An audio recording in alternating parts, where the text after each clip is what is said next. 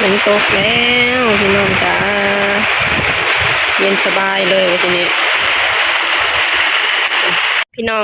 หลังจากพากันกินข้าวกินน้ำแล้วเรียบร้อยจ๋ามาเด็ดดอกมะขามตำพี่น้องจ้าคิดจะกินส้มพี่น้องนี่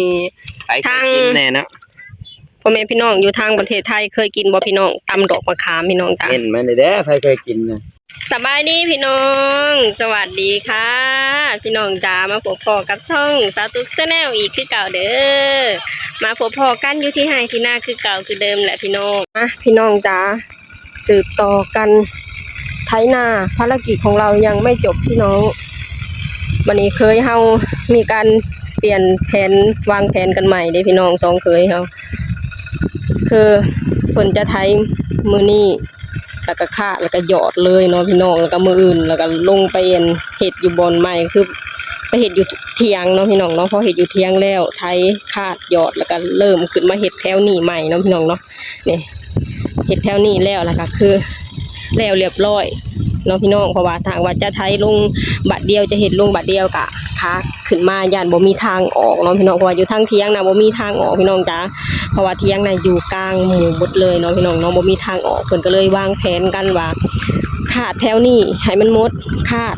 ไถขาดหยอดแล้วก็ลงไปเฮ็ดอยู่เทียงแล้วก็พอเสร็จอยู่เทียงแล้วก็ขึ้นมาเฮ็ดอยู่ทางแถวนี้ต่อเนาะพี่น้องเพราะว่าหน้าของสตุกอยู่แถวนี้เป็น2แลวหรือ2แถวนั่นเองเนาะพี่น้องก็คือเสร็จจากเทียงแล้วก็มาเฮ็ดแถวนี้แล้วก็คือแล้วเรียบร้อยเนาะพี่น้องเนาะกำหนดเพิ่นประมาณ 3-4 มื้อเนาะพี่น้องมาเบิ่งกันว่าจะแล้วหรือบ่แล้วภายใน4มื้อเนาะพี่น้องเนาะแต่ว่าที่แน่ๆนี่คือมื้อนี้ตอนเช้าเพิ่นจะเฮ็ดให้แล้วประมาณ4ไร่เนาะพี่น้องเนาะแล้ว4ไร่แล้วก็จะลงไปเฮ็ดอยู่เถียงก็คือเฮ็ดอยู่เถียงแล้วก็จังกลับมาเฮ็ดแถวนี้อีกทีเนาะพี่น้องเดี๋ยวเฮามาลุ้นกันว่าจะแล้วหรือบ่แล้วเนาะพี่น้องเนาะพี่น้องเตรียมตัวเฮ็ดกินบัดทีนี้ล้างถ้วยล้างบ่วงพี่น้องสบายล้างถ้วยล้างบ่วงล้างถ้วยพี่น้องก็นำมาแต่เฮือนเอานำมาแต่เฮือนแต่มันบ่สะอาดแม่นมาล้างถ้วยเฮ็ดอยู่เฮ็ดกินพี่น้องจ้าคนไทยคนขาดก็ขาดไปเฮาก็มาเตรียมของกินให้เขาเจ้าเนาะพี่น้องภาพรวมคนน้อยกะลิ่นพี่น้องจ้าอยู่ใต้ต้นขาม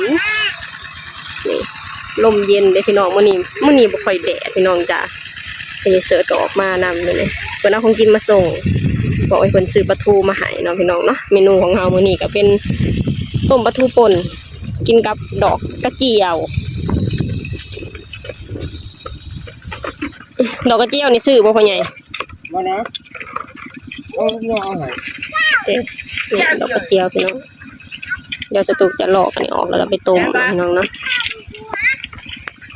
คนไทยนากับไทยนาใบพี่น้องเฮาก็มาเตรียมของอยู่ของกินให้เพิ่นพี่น้องเนาะเมนูของมื้อนี้ก็ได้ต้มปลาทูเป็นต้มปลาทูป่นพี่น้องจ้าแล้วก็ลวกดอกผักกระเจียวใส่กันเนาะพี่น้องจะได้แซ่บภาพรวมก็จะเป็นประมาณนี้เด้อพี่น้องอยู่ให้อยู่หน้าเนาะพี่น้องเนาะบรรยากาศก็มื้อนี้อากาศดีอยู่เด้บ่ค่อยแดดปานใดอากาศดีเสียงหน้าเฮาก็เปลี่ยนไปเรื่อยๆเด้อมื้อนี้หน้าได้ก็ถามตอนนี้ได้ก็เล็กเสียงหน้าคือเพื่อนที่เจ้าก็ลูกชายแล้วก็แฟนปล่อยแฟนไปแถวไหนเห็นเงินทำไทยขายนะไทยนานี่คือหม่องอยู่ฮะนะเมื่อวานนี่อยู่ผมก็กิเล็กเมื่อวานอยู่ว่างพุ่นแหละว่างข้าวใส่หน้าเพิ่นกินพนีจรเสียงหน้าเกินจรพนีจรเพิ่นยังเสร็จไปได้ทุกทีบ่งได้มีต้นไม้อยู่ได้เบิดนี่ก็คือผมกกมะขามพี่น้องยังเฮาก็มีอยู่เด้อพี่น้องแต่ว่าอยู่หน้าลุ่มพากันทานหอมนะพี่น้องก็เลยใช้ก็ได้อย่าเฮ็ดน้องเห็นต้นไม้ได้ใหญ่นี่เขาไปซิงเลยน้องไปยีสืดเห็ดบนข้างหมอพากันไปเอาอันเกียงมาเนาะอยู่แบบบ้านๆเลยมื้อนี้หยอดใช่มั้ยอยู่แบบบ้านๆยีสืดออกมานานในรอบจักปีแล้วนี่หยอดเดือนหัวใหญ่บ่ดงมานานนี่หลายเดือนแล้วเนาะหลายเดือนแล้วเพิ่นเอาเบิ่งน้ำลูกพี่น้องเอ้ยเบิ่งให้เบิ่งหน้าน้ำลูก นี่ต้มปลาทูเฮ็ดหยังพิงเฮ็ดหยังเอาจิยอโอ้ได้ร้ายแยะโอ้ได้ยาเหยาบ่ได้ยาเหยาบ่อุ้ยได้จ้องโตหากระคุด เจิบทิ้ง เข้าใจเจิบไป ไม่ใช่เจิบได้ ใส่เจิบเด้อภาพรวมพี่น้องจ้า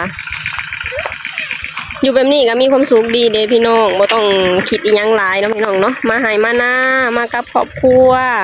ทางผัวกะไทยหน้าทางเมียกะมาอยู่กันนี่แหละพี่น้องมาอยู่มอแม่มาอยู่น้ำลูกน้ำเต้าเนาะพี่น้องเนาะยามตอนเที่ยงกะมาเฮ็ดอยู่เฮ็ดกินให้พวกเพิ่นกินเนาะพี่น้องทางผู้เป็นผัวกะไทยหน้าไม่เมื่อยแนมขึ้นมาเห็นลูกเห็นเมียอยู่นำขึ้นกะมีความสุขแล้วเนาะพี่น้องดีกว่าสิแบบว่า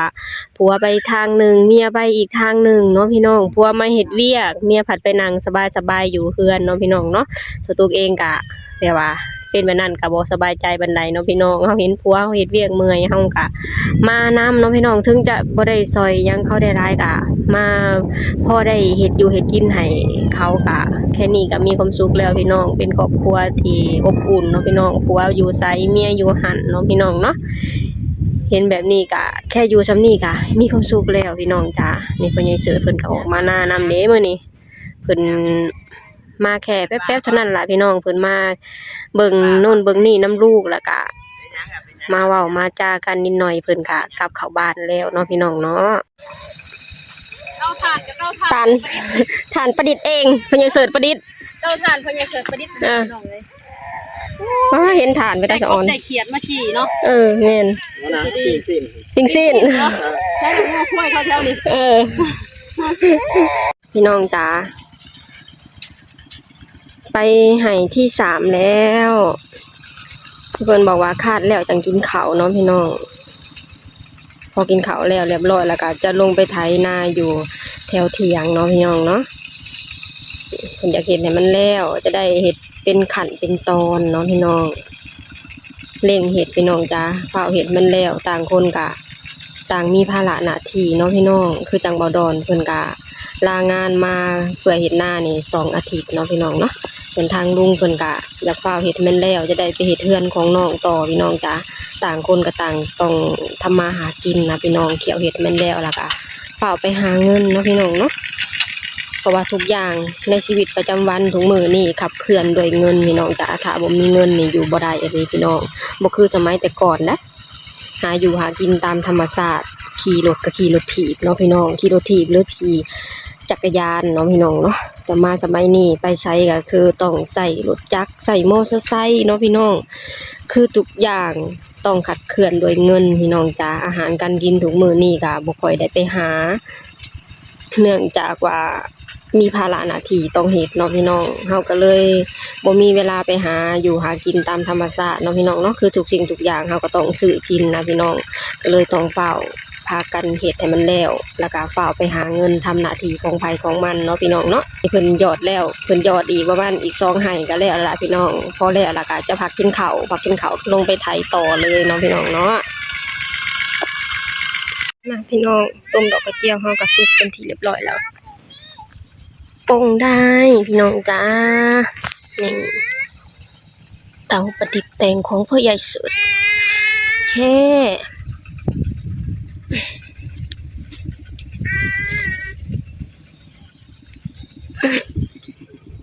เรียบร้อยมาพี่น้องเตรียมตัวกินข้าวกันที่ไหนมาพี่น้องมากินข้าวบ่ดอนสบายดีดุ สวัสดีพี่น้องมากินข้าวนํกันมื้อนี้ เมนูหยัง มื้อนี้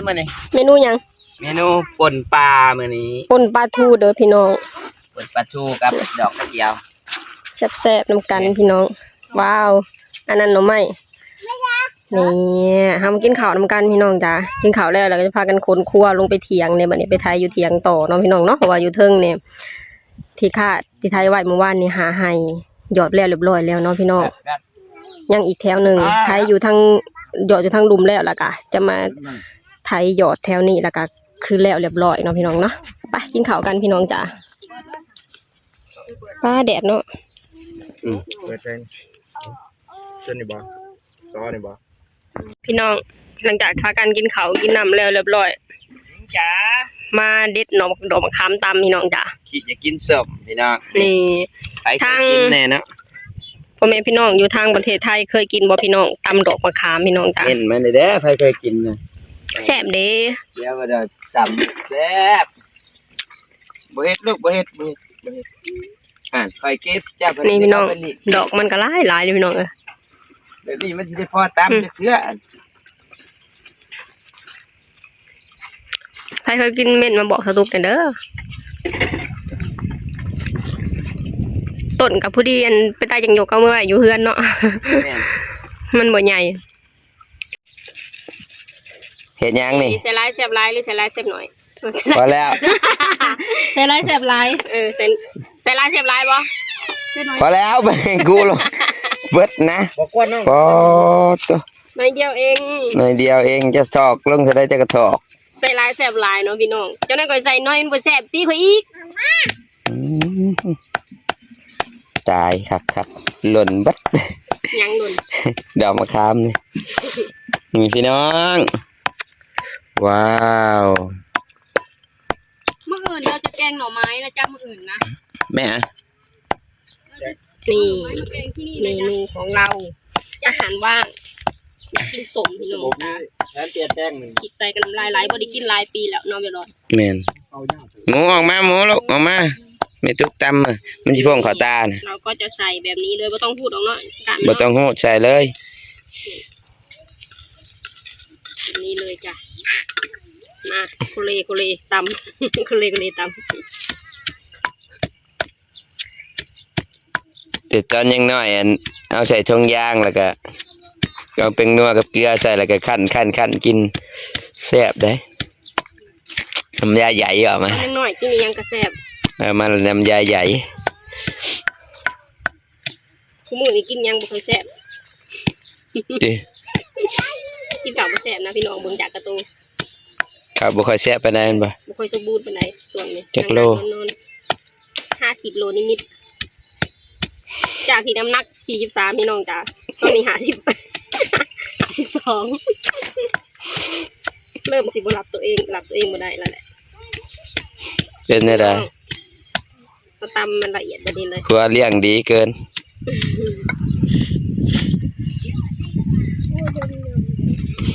ใส่ปลาร้าลงไป เอาแบบเค็มปะ อืม ใส่น้ำตาลไหมใส่เนาะ บ่ใส่นะแม่เอ้ย ไม่ใส่เนาะ บ่ใส่นะบ่มัก ไม่แซ่บเลย แซ่บผู้บวงบ่มักกินอีหยังก็ต้องใส่น้ำตาล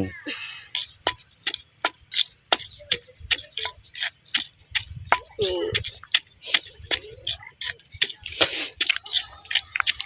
ซิมเบิ่งอัน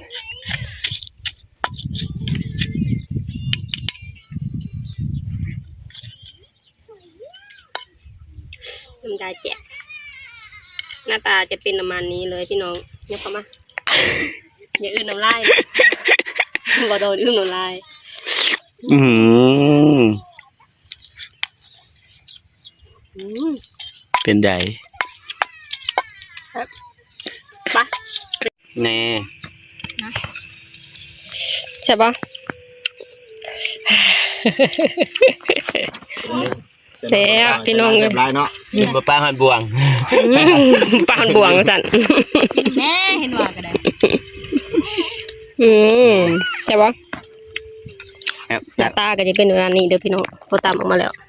นี่ โอ้ยนี่เจอกระเพราเมื่อเนาะ ขนาดดอกมันนี่เนาะ คือบ่หันกกกี้กกหั่งไปนะ พี่น้องเติมพลังแล้วเรียบร้อยกินข้าวกินน้ำแล้วเรียบร้อยจะพากันขนเขาขนของลงไปไทยอยู่ที่อย่างดีพี่น้องมาทีนี้สองเคยเฮาลุยงานต่อจ้ะสู้ต่อเลยจ้ะพี่น้องลุยต้องเอาให้มันเสร็จไวๆเข้าไปหาเงินหาคำเด้อวันนี้กำหนดให้ประมาณ 3-4 มื้อเนาะพี่น้องเนาะพี่น้องจ๋าหลังจากกินข้าวกินน้ำแล้วซองเคยกะพากันเตรียมตัวเอารถลงมาเนาะพี่น้องสตุกกะลงมาถาเพิ่น เถียงนาห้องลูกนำพี่น้องจ้า ลูกก็โอ้ยบัดอยากย่างเองสตุกลงมาถาสองเคยพี่น้องจ้าอ่องคนหน่อยลงมาคนหน่อยกับกระโพดเด้คนหน่อยนี่เด้ให้ได้แม่อ่องเด้แม่สิพาตกคณะอะไรนี่อยู่ทางลุ่มน่ะมีอยู่เด้อพี่น้องเถียงนะแต่ว่าอยู่ทุ่งน่ะเถียงบ่มีพี่น้องจ้าก็เลยไปอยู่แถวลูกใบเนาะมาพี่น้องลงมาข้างลุ่มแล้วเนาะพี่น้องเนาะสิไทยให้นั่นก่อนบ่ไอ้ไหลอยู่เลย อยู่ทั้งลุมกับหลายเติบอยู่เด้พี่น้องคิดว่ามื้อนี้สิแล้วบ่ต้องเบิ่งกันไปเนาะพี่น้องเนาะมื้ออื่นมาก็จะได้แบบว่าคาดแล้วก็หยอดแล้วก็ขึ้นไปทางบนเนาะพี่น้องเนาะโอ้การปรับเปลี่ยนวิธีการเฮ็ดนาไถนาของสองเคยเฮาก็โอเคอยู่เด้พี่น้องแต่ว่าอยากแล้วเป็นบักเป็นตอนนะพี่น้องจะได้บ่ต้องกลับไปกลับมาเนาะพี่น้องเนาะเปลี่ยนวิธีทำนาใหม่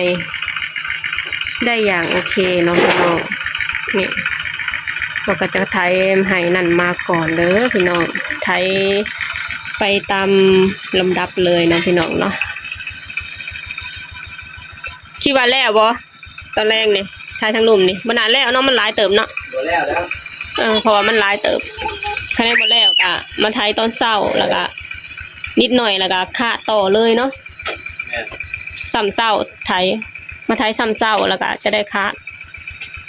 แล้วก็ยอดจะพ้นแล้วจบน้ำก่อนมันน่าตกมั้งตกก็สิตกค่อยๆมันขึ้นนี่ก็ยังตกแต่ว่าตกค่อยๆนี่พี่น้องไทยคนนั้นแล้ว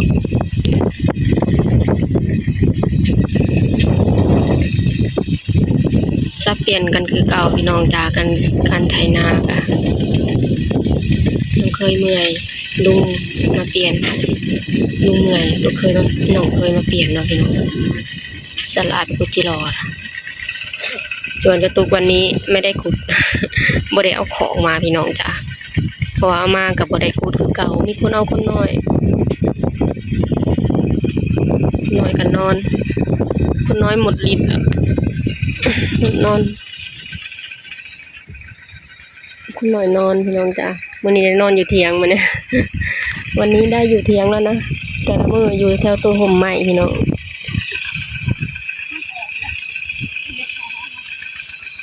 โอ้ไม่เห็นกับ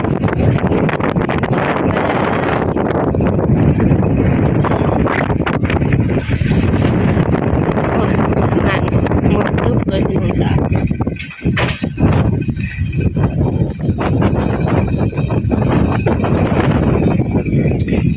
ฝนตกแล้วพี่น้องจ้าเย็นสบายเลยทีนี้ทางนั้นกระไทยนาโอ้ยมีแห้งพี่น้องเลยฝนตกแล้วก็เด็แดดห่อนมาตั้งหลายวันตกพอให้ดินมันอ่อนพอได้ไถง่ายพี่น้องเพราะว่าหน้าอยู่ดุมมันเป็นหน้าที่แบบว่าดินดำปนดินตมนะพี่น้องมันก็เลยแข็งหากว่าฝนตกมันก็จะไถง่ายขึ้นเนาะพี่น้องเนาะทางบ่ดอดไถนานดีนะเอาขึ้นมาอยู่เถียงก่อนเนาะ พากันขึ้นมาอยู่เถียงพี่น้องฝนตกกระสันเปียกแล้วฝนตกเย็นสบายคนน้อยเห็นยังคนน้อยตกได้ลูกตกปู่ได้สบายดีดูสบายดี ยิ้มสบายดีกันยิ้มไปพี่น้องกลับมาที่นี่ตอนนี้เป็นเวลาประมาณ5 โมงกว่าๆแล้วจ้าบ่เลยเอาซ้ำพี่น้องจ้าไทยทั้งหลุมมื้อนี้มื้ออื่นเช้ามาต่อเนาะพี่น้องมื้ออื่นนี่หยอดบ่ดอนมื้ออื่นนี่หยอดบ่เงินยันได้ไทยกับข้ามื้ออื่นได้แต่ฮะมันไทยยากเหรอมื้ออื่นไทยบ่ได้หยอดเนาะพี่น้องไทยกับคาดแล้วก็หยอดทีเดียวแล้วก็เสร็จสมบูรณ์แม่นบ่มื้อนี้ก็คือ ไถไม่เสร็จจ้าอยู่ข้างล่างอยู่เทียงนาเนาะพี่น้องเพราะว่ามันเป็นหน้าที่ค่อนข้างให้ใหญ่เนาะบ่ดอน ให้ใหญ่แล้วก็แข็ง มันแข็งนำเลยพี่น้องมื้อนี้ก็เลยบ่แล้วเนาะพี่น้องเนาะมื้อเช้ามาใหม่พี่น้องจ้า อย่างหนึ่งเฮาก็บ่ได้ลงแต่เช้าเด้ มื้อเช้ามาใหม่พี่น้องมาไถใหม่เนาะพี่น้องเนาะภารกิจของเราวันนี้ก็คือไถไม่เสร็จเลยข้างล่างไม่เป็นไรพี่น้องมื้ออื่นมาไถต่อเนาะพี่น้องเนาะโอเคพี่น้องจ้าสำหรับคลิปนี้สตุกเองก็จะขอจบลงเท่านี้ก่อนเด้อฝากให้พี่น้องช่วยกดไลค์กดแชร์กดติดตามให้ช่องสตุกแชนแนลนี่เด้อสบายดีลูก สวัสดีเห็นไหม สบายดีป้าพี่น้องกลับกันสบาย บ๊ายบายบ๊ายบายลูก มือกระถือเสียมพี่น้องจ้า บ๊ายบายเจ๊แม่ได้แม่กะแจ้งกะแกว่าอยู่ลูกไปบ๊ายบายบ๊ายบาย บายบาย บ๊ายบาย บายบายจุ๊บจุ๊บ จุ๊บแจ้งกิ้ว บายพี่น้องสบายดี Thank ส you วัสดีค่ะ thank you ดีๆ thank you